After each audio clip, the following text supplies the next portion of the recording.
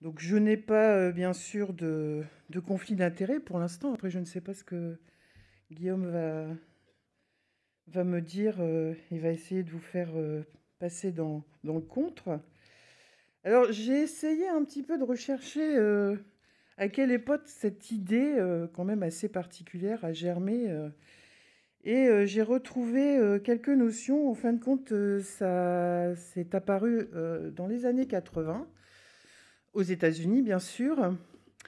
C'est le centre hospitalier, le Memorial Foot Hospital dans le Michigan, qui a mis en place une première façon de faire, hein, pour la présence des proches lors des RCP, avec l'aide de l'association des infirmières d'urgence, hein, Emergency Nurse Association. Et depuis 87, il y a eu 3 éditions de programmes américains pour soutenir cette pratique. Donc vous voyez, c'est quelque chose qui est quand même assez vieille, hein, puisque ça fait à peu près une quarantaine d'années. Depuis, bien sûr, on a essayé d'y réfléchir en France. Donc il y a une interrogation qui s'est faite et on a essayé d'interroger les soignants surtout. Et quand on a regardé un petit peu ce qui ressortait de ça, on avait quand même des vieilles habitudes de limiter le temps des visites et l'implication des proches dans les soins, avec des a priori, en fin de compte, qui n'étaient pas du tout fondés. La nécessité d'exclure justement les proches lors des actes techniques de réanimation, c'était vraiment sur des idées préconçues. Par exemple, que si on acceptait la présence des proches, ça va nous empêcher de faire correctement notre travail en augmentant notre stress. C'était aussi que ça pouvait interférer négativement lors des soins de réanimation, qui avaient un risque infectieux beaucoup plus important si on faisait rentrer les proches dans la réa.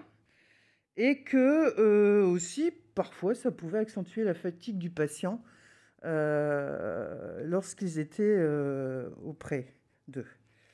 L'équipe aussi disait que c'est souvent des équipes jeunes, on est un petit peu moins à l'aise avec la réanimation, peu expérimenté.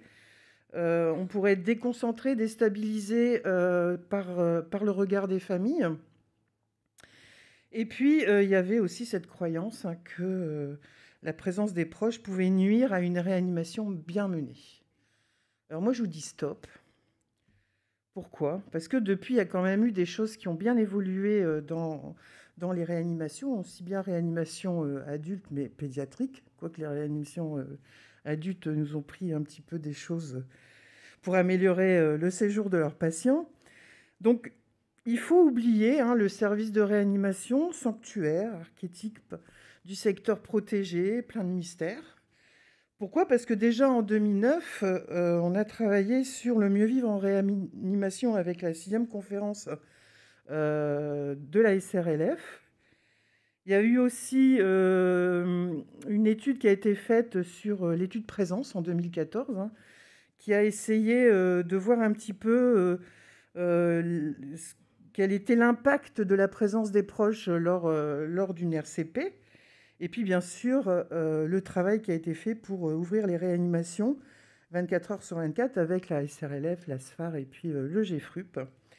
Et vraiment, hein, on a vraiment pris conscience de la place primordiale des proches en réanimation. Et puis aussi, a germé cette idée de permettre aux proches d'être présents lors d'une réanimation. Et ça fait son chemin. Alors vous allez me dire, qu'est-ce que c'est que ça ? Ça fait peur.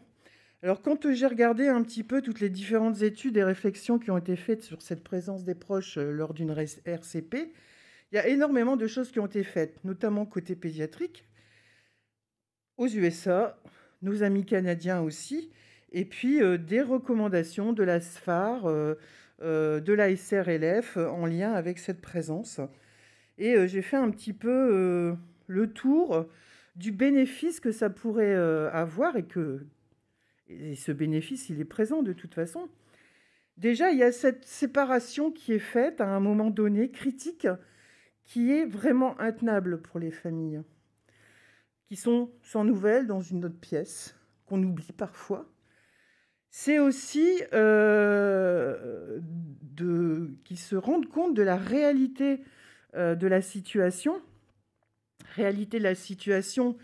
qui va être expliquée tout au long de la réa par un réanimateur ou une infirmière qui va les accompagner, hein, qui va être sorti de la technicité de la réa pour accompagner ces personnes. C'est aussi la prise de conscience et l'acceptation de la nécessité d'arrêter la réanimation en accord direct avec les proches. Hein. Souvent, enfin, avec l'expérience que j'ai en pédiatrie, il arrivera un moment donné où la famille va dire c'est trop dur, stop. Hein, ils nous regardent, comment on procède, on arrête, on regarde si le cœur repart, le cœur ne repart pas, on refait de l'adrénaline, etc. Et il arrivera un moment où ils vont se rendre compte qu'on est dans une impasse thérapeutique et qu'on n'arrivera pas à récupérer le patient. C'est aussi de prendre conscience de l'ampleur de notre travail. Pourquoi ? Parce que c'est quand même la réanimation, ça reste quand même un service qui est un petit peu fantastique puisqu'on ne sait pas ce qui se passe derrière les portes. Donc le fait d'être présent lors d'une réanimation, ça permet aux familles de se rendre compte de ce que l'on fait, pourquoi on le fait, et ça va nous aider aussi, ça va les aider aussi à savoir qu'on a tout tenté. C'est aussi une compréhension de la réalité de la mort. Hein. On est dans une société où la mort est difficile à accepter. Donc ça va aider, et ça les psychologues en parlent aussi, ça va aider à débuter le processus de deuil. Ça va diminuer le stress post-réa des proches, parce que maintenant, certes, il y a le stress post-réa pour les gens qui sortent de réa, mais il y a aussi le stress post-réa de la famille. Et puis, il y a aussi cette présence qui est importante pour accompagner jusqu'à la fin le patient, pour être là pour dire un dernier adieu. Et de toute façon, quand on regarde un petit peu toutes les réflexions, toutes les études qui ont été faites, les proches, pour la plupart, quand on leur demande, hein, parce qu'ils ont le choix, désirent rester lors de l'ARCP. Alors pour les soignants, on comprend bien hein, que c'est toujours déstabilisant, toutes ces émotions des proches, toutes les réactions qui pourraient mettre en difficulté la gestion d'une RCP, hein, comme des proches qui paniquent, des proches qui font des malaises, des suppliques. C'est pour ça qu'il y a quand même une importance dans la mise en place de ce qu'on appelle le facilitator, qui est soit un réanimateur, soit un infirmier, et qui va accompagner la famille durant la RCP en palliant aux peurs des soignants, parce qu'il prend en charge justement tout ce qu'il y a comme émotion, et il va expliquer tout ce qui se passe durant la RCP. Ça va être expliqué aux proches au cours de la réanimation, et chaque geste technique va être expliqué, pourquoi on fait ça, pourquoi on a injecté ça. Et c'est ça qui va soutenir les personnes et qui va mettre un petit peu quand même en retrait les familles avec cet infirmier ou ce médecin pour permettre à l'équipe qui est dans l'action de faire sa réanimation. Et puis, quand on est en présence de proches au décours d'une réanimation, d'une RCP, ça permet aussi de garder une certaine attitude professionnelle, parce que peut-être quelquefois il y a des dérivations lors des réanimations. Hein, des rires qui ne pourraient peut-être pas être acceptés par les familles, des des cris, des mots peut-être qui ne sont pas adaptés.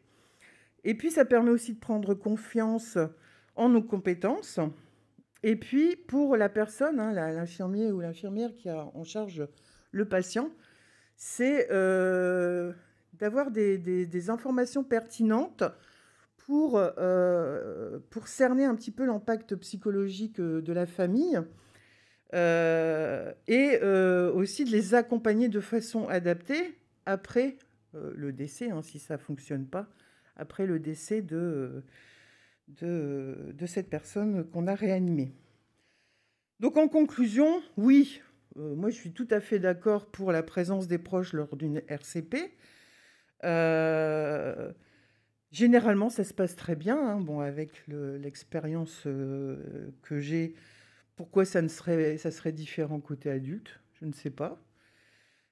Oui, mais quand même, il faut quand même qu'on essaye d'écrire des vraies directives pour faciliter le choix des proches, hein, parce que j'essaie de rechercher, mais il n'y a vraiment rien qui a été écrit pour qu'on ait comment dire, une procédure à mettre en place et que ce soit bien, enfin, qu'on apporte une facilité dans cette présence au sein de la RCP. Donc merci.